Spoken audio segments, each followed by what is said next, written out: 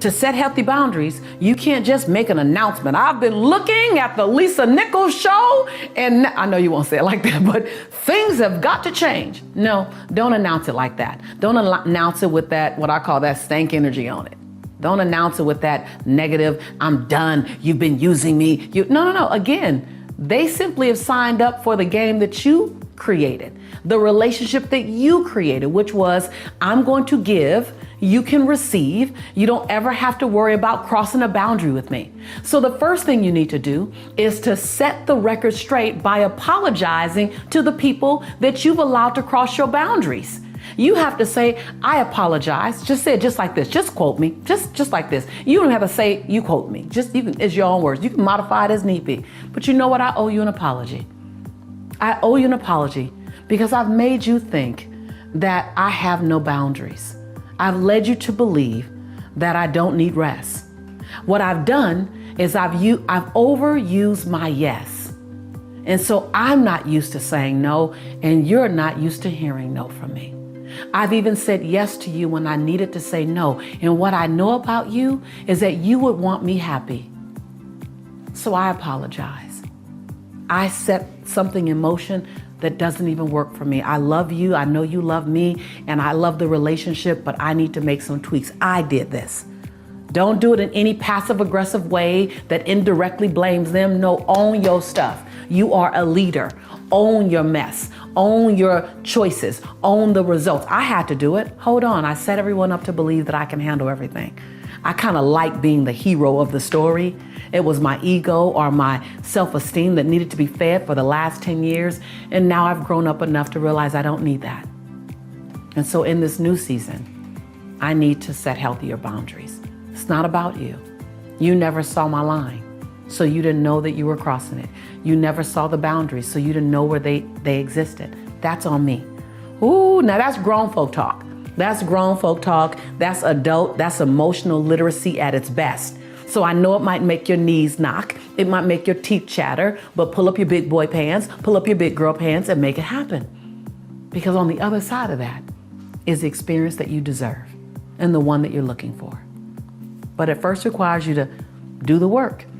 In a previous episode, I talked about your Popeye muscle. That's the thing you've been doing for a long time already. That's the letting everyone cross your boundaries. That's the saying yes to everyone. And then there's that olive oil muscle. You know, the muscle that hangs down here because it's underdeveloped. That's that setting healthy boundaries muscle.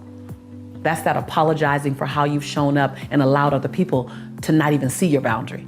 That's owning it. Oh, yeah, I know. It can be intense, but it's so incredibly beneficial. So let's do it.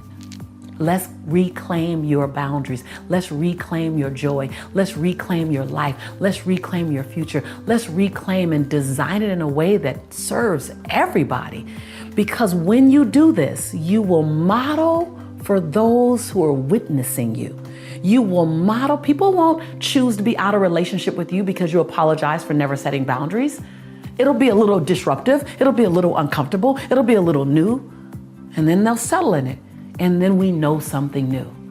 And then you've inspired others to do the same.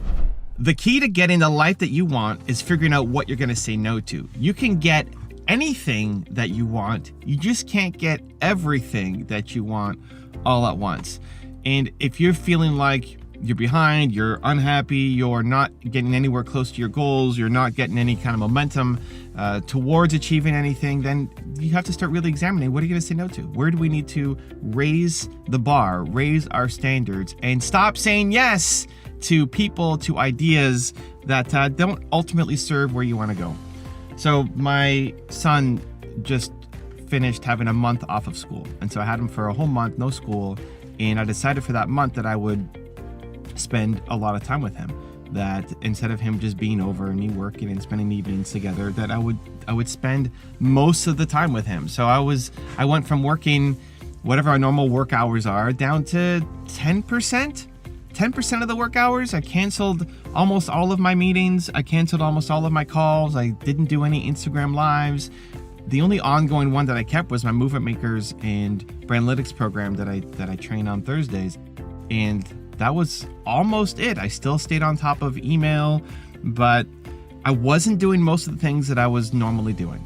I said no to most things. I said no to media opportunities. I said no to speaking opportunities. I said no to new ideas for this YouTube channel and my other YouTube channels. I said no to almost everything. I put up a boundary for the month because I wanted to be able to spend the time with my son. And we had an amazing time and it was awesome. And I took him to LA. He wants to be an actor. So I took him to LA and we went on some of the studio tours and did the Hollywood Walk of Fame and all of that fun stuff. And it was his first time there and it was amazing. I don't regret any of it. And also when I came back, there was a mountain of work that I had to do. There's a mountain of emails to get back to.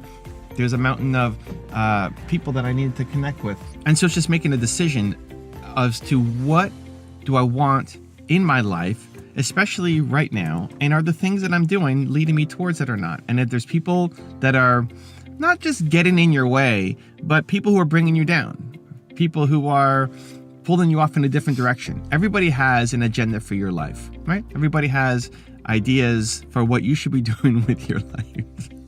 And we're constantly being pulled in a million different directions. So how do you know which is the right one to do? Well, the process that I go through is I start by figuring out what is my most important core value. So mine is belief, right? What is your most important core value? If you're being pulled in a million different directions by all sorts of people who have plans for what you should do with your life, until you understand what you stand for as a human, you're going to constantly be pulled in all those million directions and never feel like you have any safe spot to stand on. You're going to feel like you're in quicksand all the time. So what is your single most important core value?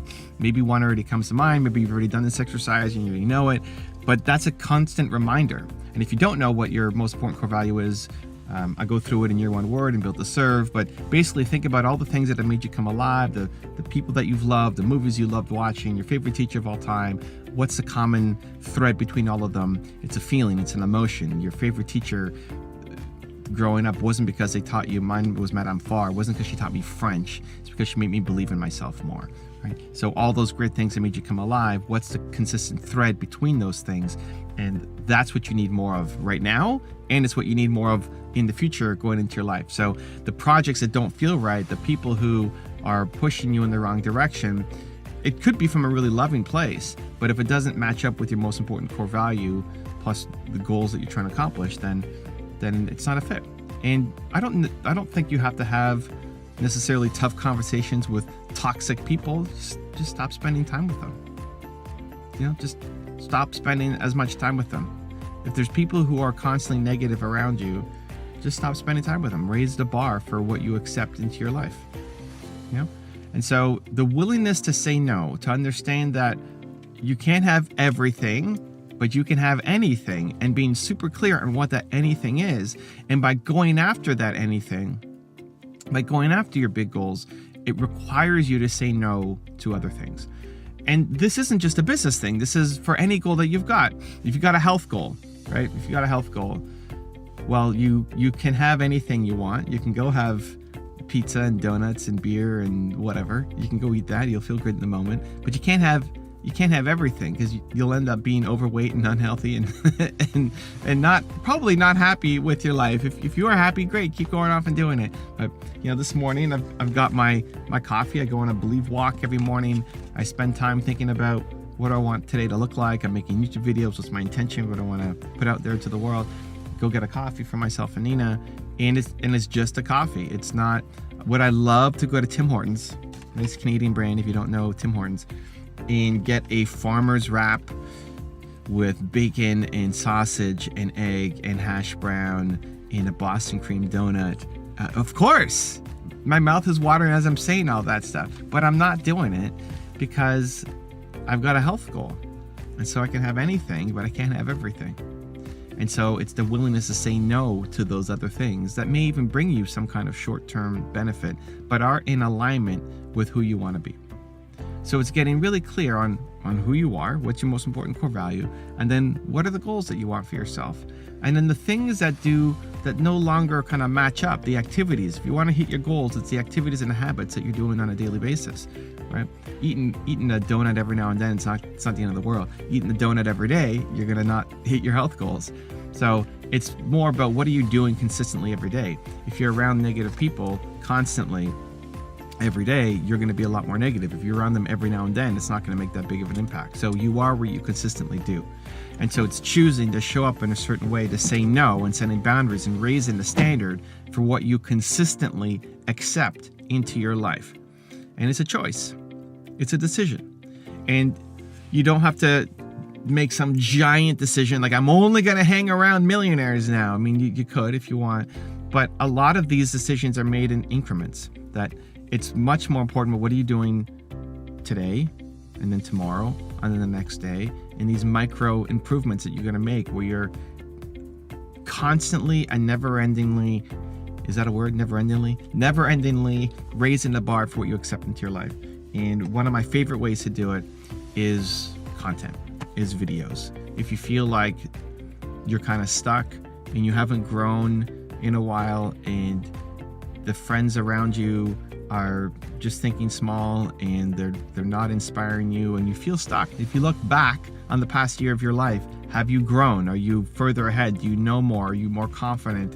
Have you accomplished more? Are you moving closer towards your goals? Are you proud of the person that you have become, right, in the past year?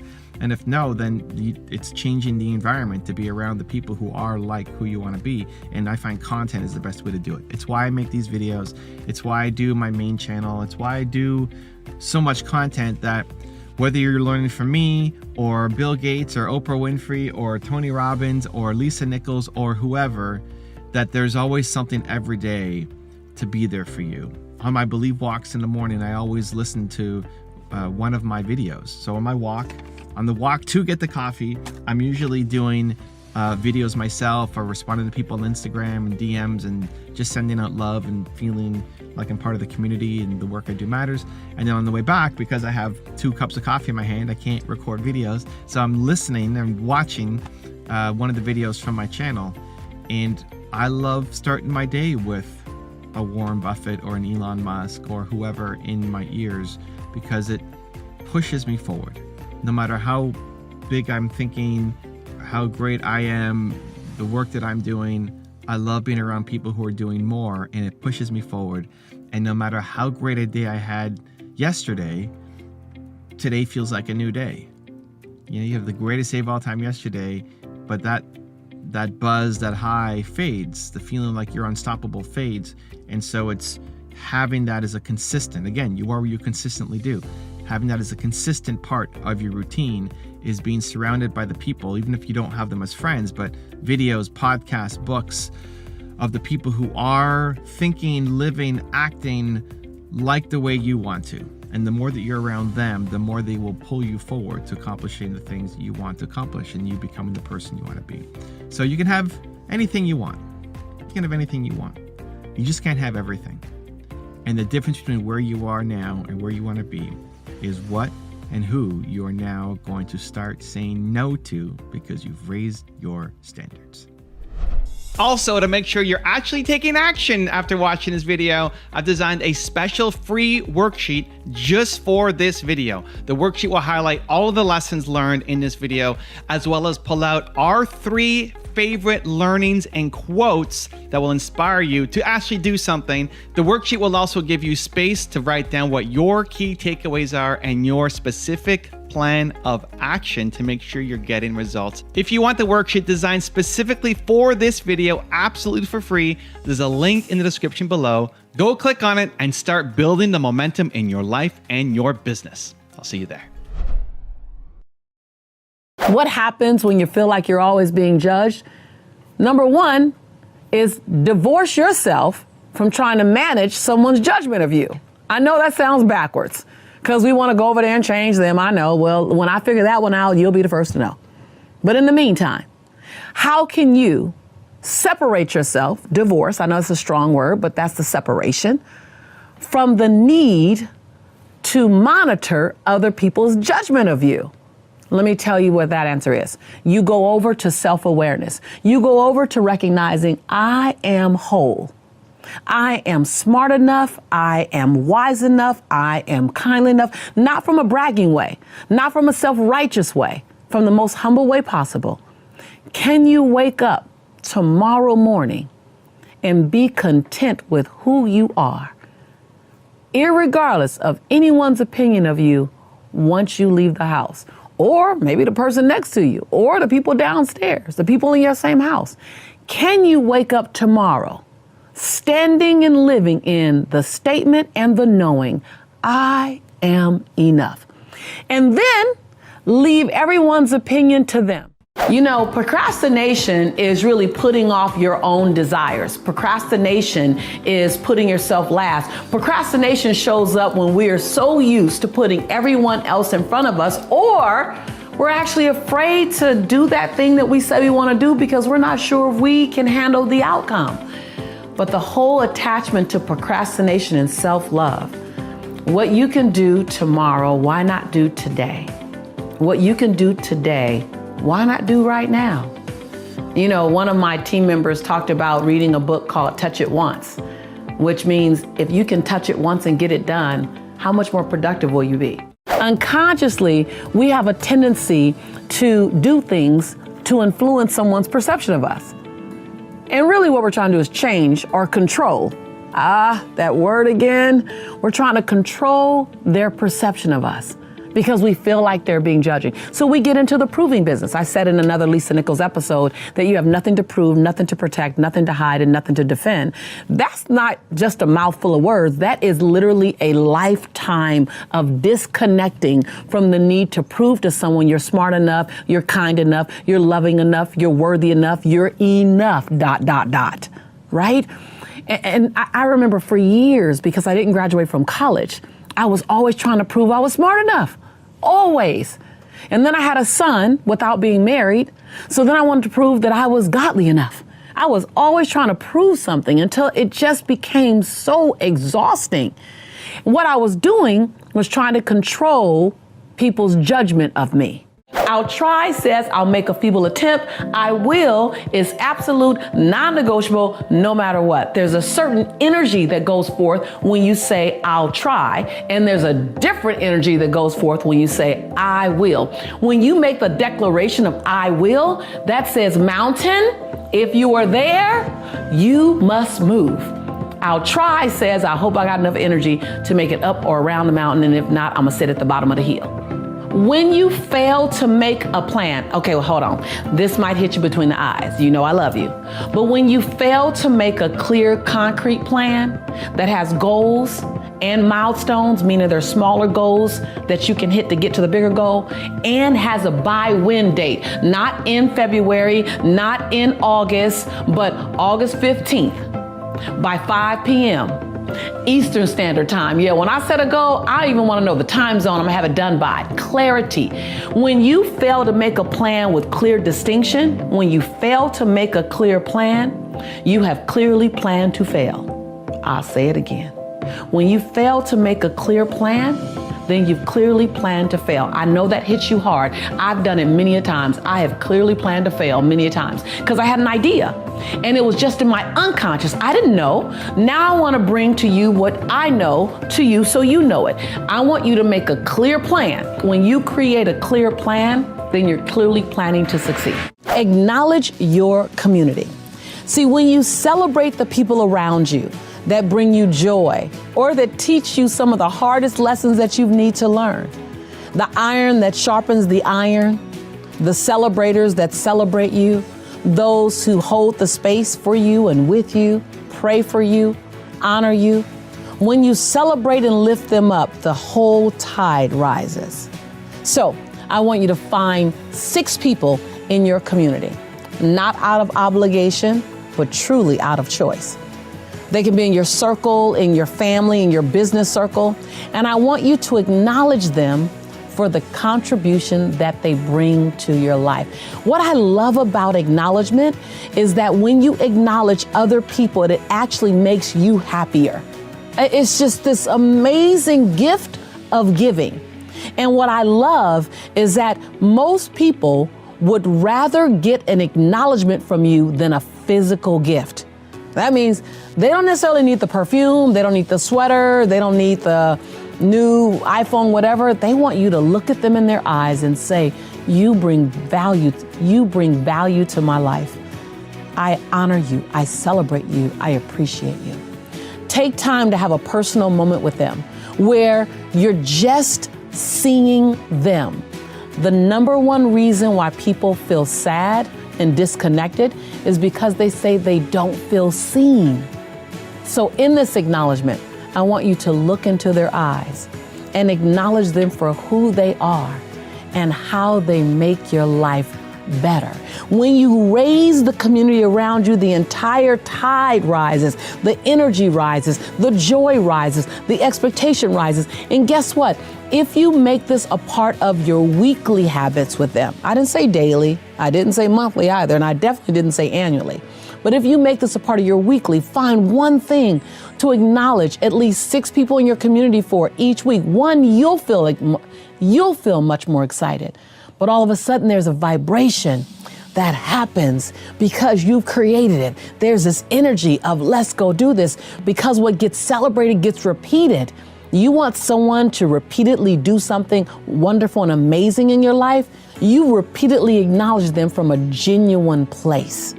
Man, it's so powerful when you truly marry yourself to the acknowledgement process, to the practice of acknowledgement. When you get into the practice of acknowledgement, all of a sudden people will mirror back to you. You don't acknowledge to get it back. You acknowledge because you want people to be seen. But there's just this dance that begins to occur that's absolutely delicious. Your belief systems were handed to you by your parents and by your grandparents, and they were pretty much embedded by the time you were 10 years old. So there's some beliefs that you didn't even have a chance to develop for your own. You just are living them out. You inherited them. You inherit the belief system and didn't unconsciously inherited them. And so the good news is you get to choose to the belief systems you like, and then you get to divorce. I'm going to say divorce because that's a strong word. We all know what separation looks like when you say divorce. You get to divorce from a belief system that doesn't serve you any longer. A belief system that says money is the root of all evil, maybe, or a belief system that says only rich people have money, or all rich people are crooks, or my belief system used to be that wealthy people aren't spiritual. That if I'm wealthy, I can't be a spiritual person. You have to pick God or money. One or the other. I got to pick my faith or my finances. I can't have both. That's a belief system, and I invite you to divorce it because it's not the case. I have both, and I live in both quite well. I use my money for good in the world. And the more money you have, the more good you'll do if you're a good person. So money makes you more of who you are. So you will only be more of who you are with money. Every relationship is a relay.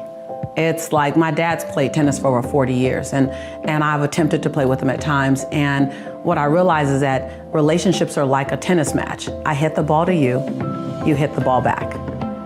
And a relationship where you think it's only about one person, that's not tennis, that's racquetball. Right? But a relationship is a tennis match. And so if a relationship is working, it's because of the way we both are engaging. If it's truly working. And if it's not working, it's the way we both are engaging. And so there could be passive engagement and there could be active engagement. So when you're not speaking up for what you want, when you're holding and you're living with a bunch of withholds, that's engagement. That's just the way you're engaging. So every relationship has 2 parts, whether your part is active or your part is passive. Every relationship has engagement, a level of engagement, and that engagement is on different levels. Oh my God, I love this question. I don't think I've ever been asked this question before. I never had an opportunity to explain it. Being the best version of you. First of all, don't think of it holistic. I want you to break it down to different parts of your life, because when you are committed to being the best version of you, which in summary, it's the you that you're so incredibly proud of holistically. It's a 360 approach. It says, I'm not perfect. So best does not mean the perfect version of you. Because I think perfection and balance are 2 illusions that are designed to help you keep chasing something that's not even attainable. So perfect is not attainable and balance is not attainable. So it's perfectly managing my imperfection and releasing balance and having harmony, number 1. But the best version of you is really saying that in each area of my life, I'm in movement. In each area of my life, I'm in evolution. In each area of my life, I'm active. I am actively participating in an upwardly mobile way in this area of my life. Times every area of my life. It doesn't necessarily mean that you're always where you want to be, but it does mean that you're being responsible, you're being active, and you're being proactive. Finances, that you're looking at your numbers. Just this morning, I ran my credit score again. I want to see what's on it. I want to be actively participating in my financial growth. I looked at my savings. I looked at my life insurance. I just looked at my long-term plan. Not necessarily because I want to buy another house or I want to buy a car. I just want to be on top of it. I want to be responsible for it. And then health and wellness. Just yesterday, I was talking to Matt and going, Matt, it's time for us to do another health and wellness campaign. I don't necessarily want to do it. And it slightly to moderately scares me a bit when I'm bringing my fitness into a public conversation. But I know the responsible me, the best version of Lisa, is saying, hold me accountable. Hold me accountable to my fitness goals. Hold me accountable to my total wellness goals. And then last week, I was just sitting with someone saying, you know what? I need to go down the list of all the checkups that I've had. I need to make sure I'm not missing anything. Relationships. I just said to a girlfriend yesterday, hold me accountable. Hold me accountable to not running. I realize that I run well and I run smoothly. I run like a gazelle sometimes when it comes to relationships. It doesn't even look like I'm running because I'm so busy. So I asked someone who knows me, who knows the love that I want, who knows my sexy excuses. I need you to hold me accountable. When I say this, I want you to question it. And so while there's so much growth in every area of my life, I'm being the best version that I know to be because I'm active in every single area. I'm not saying I'm being the best or I am the best. Please don't get me wrong with that. I'm just saying to be the best version of myself. So when you look at being the best version of yourself, look at each part of your life and go, what am I actively doing? Where you feel like I'm in the game in this area. I'm not resigned and I'm not praying for it to go right.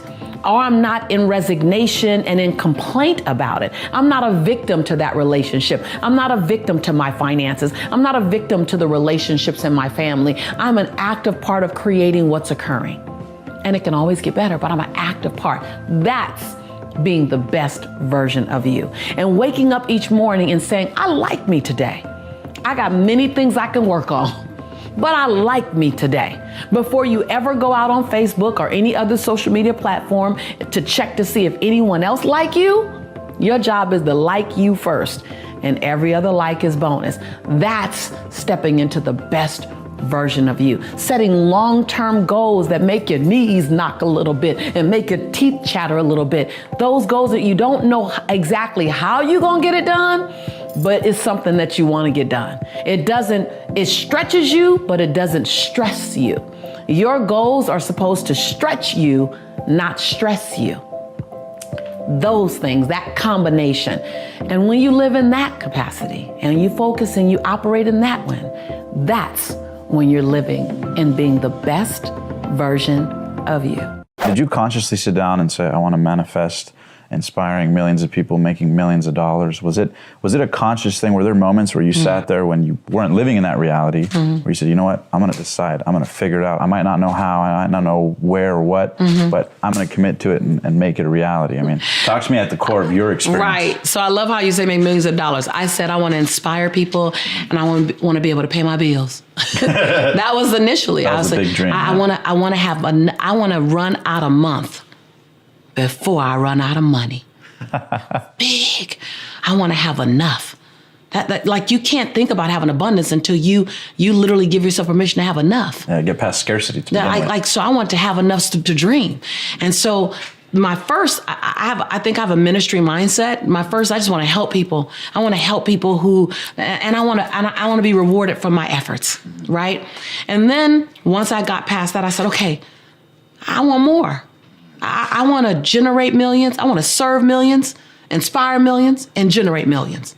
I think I deserve all of that. But that had to do with my self-worth. Right. I had to feel worthy to touch millions. And I had to feel worthy to touch millions. I had to feel worthy of both. And so that was personal development, which is why I live and I stay in personal development. I teach personal development. I teach wealth development, I teach business development, and I teach personal development. I love because that. you have to have both. Setting quarterly goals to recognize that goals that are going to be hit are goals that are bite-sized, digestible, and palatable, and you can measure them every 90 days. We together discovered that 90-day goals allows us to get to annual goals and 2-year goals and 5-year goals, but 90-day goals allows you to have bite-sized, palatable, digestible goals that could be measured and or adjusted every 90 days. If you find that the relationships around you have toxic outcomes, then I want you to look at where's the breakdown. Is the breakdown in communication? Is the breakdown in how you communicate, the words you're using? Is the breakdown in who you choose to be around? Is the breakdown in the engagement of what you're talking about?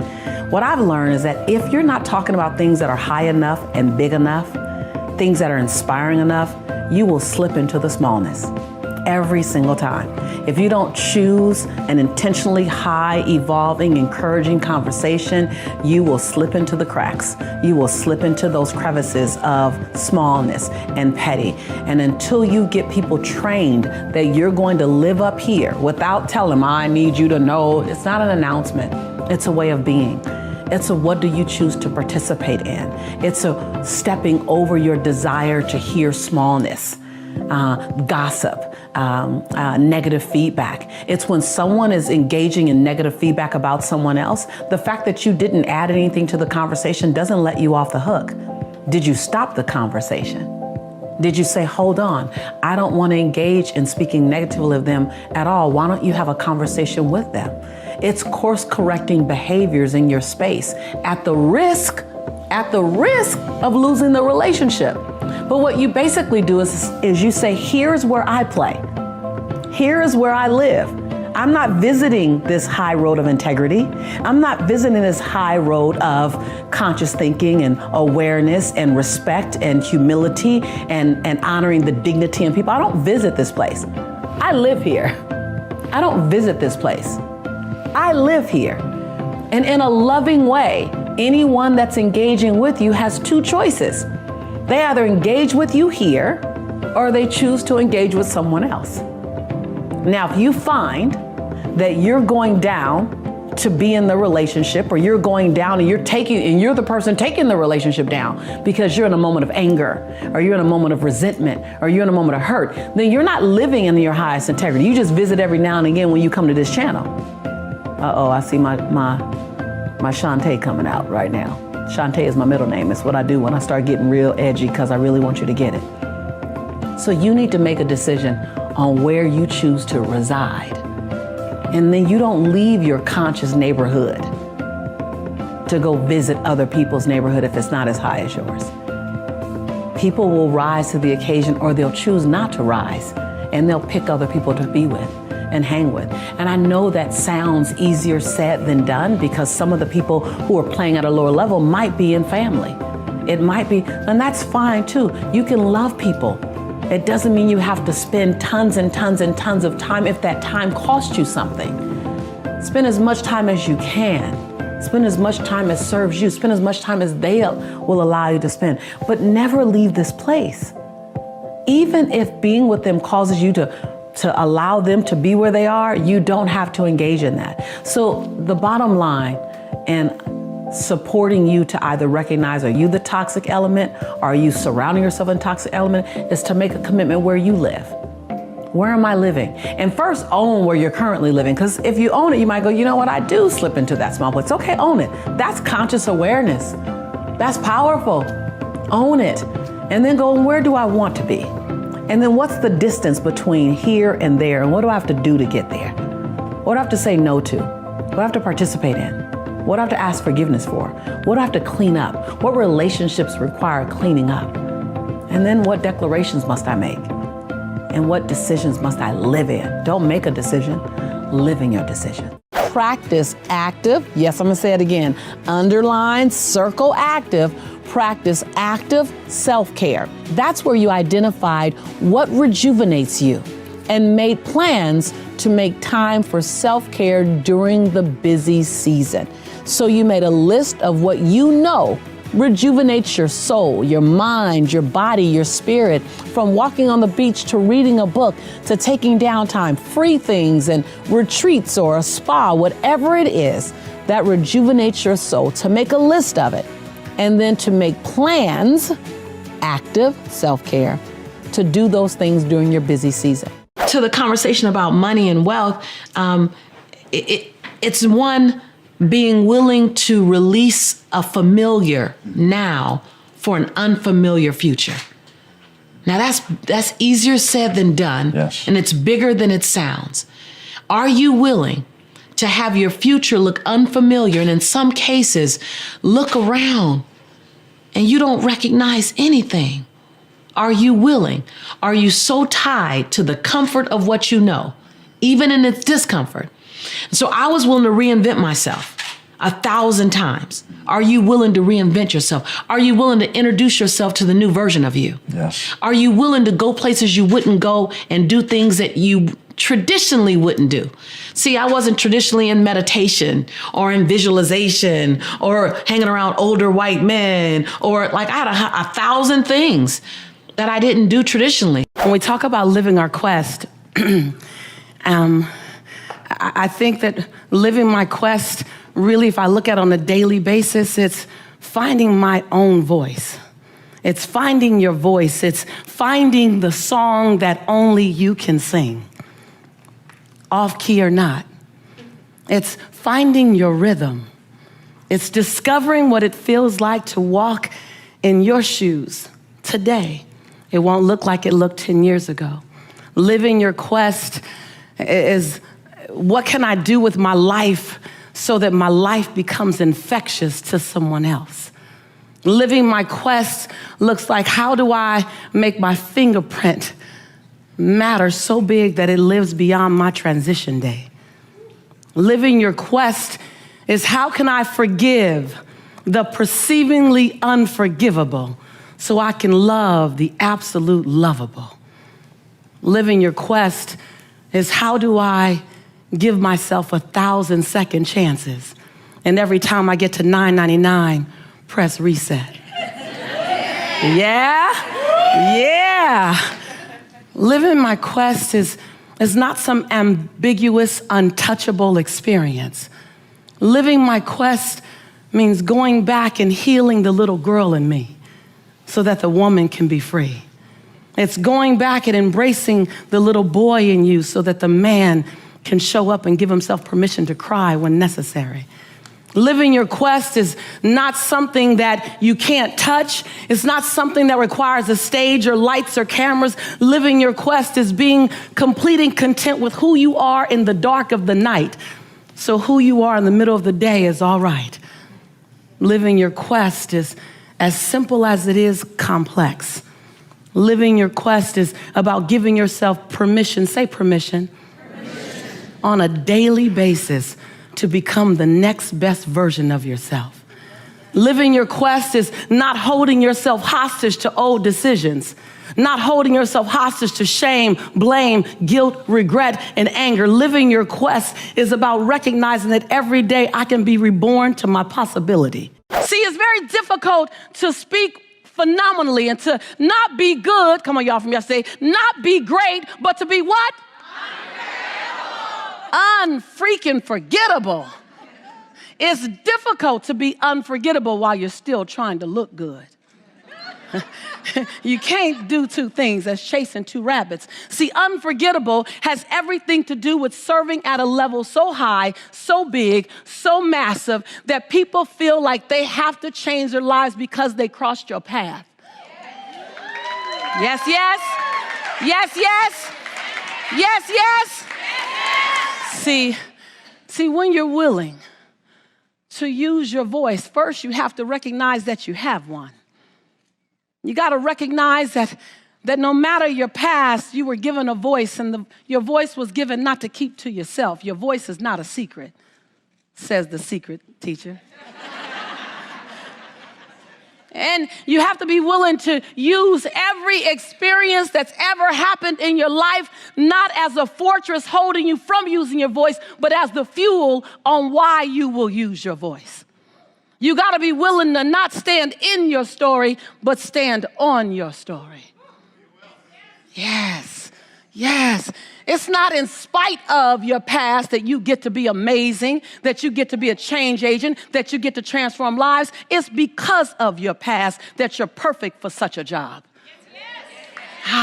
When you own it like that, see, there's no question in my certainty about my life.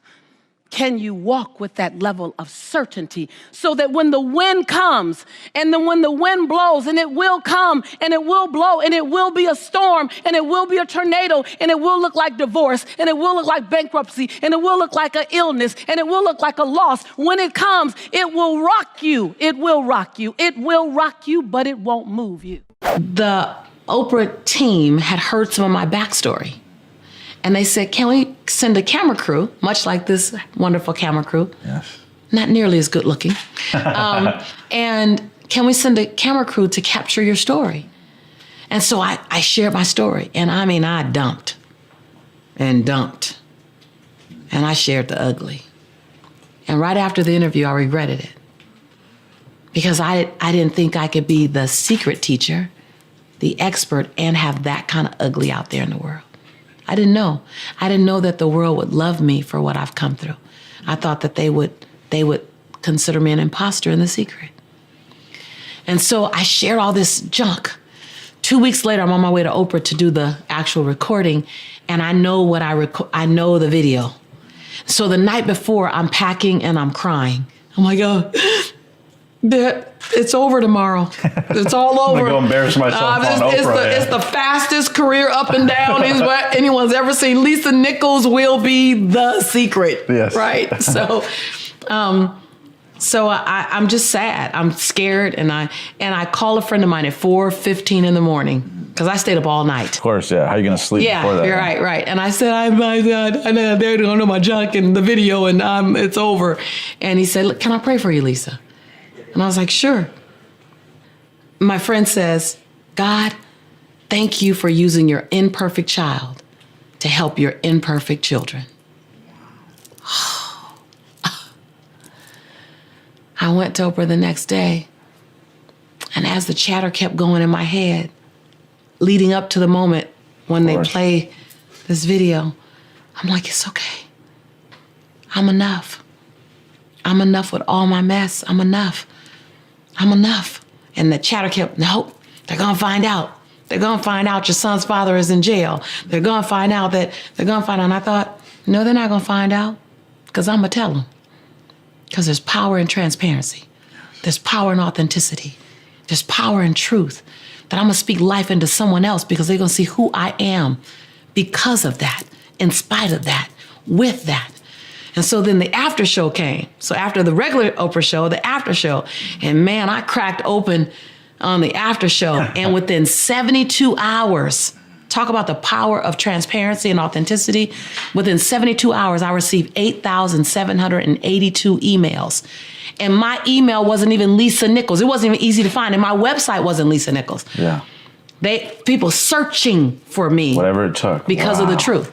And so I had the imposter syndrome then. I've had it since then. If you want another awesome video in our Black Excellence series, check out the video right there next to me. I think you'll enjoy it. Continue to believe, and I'll see you there.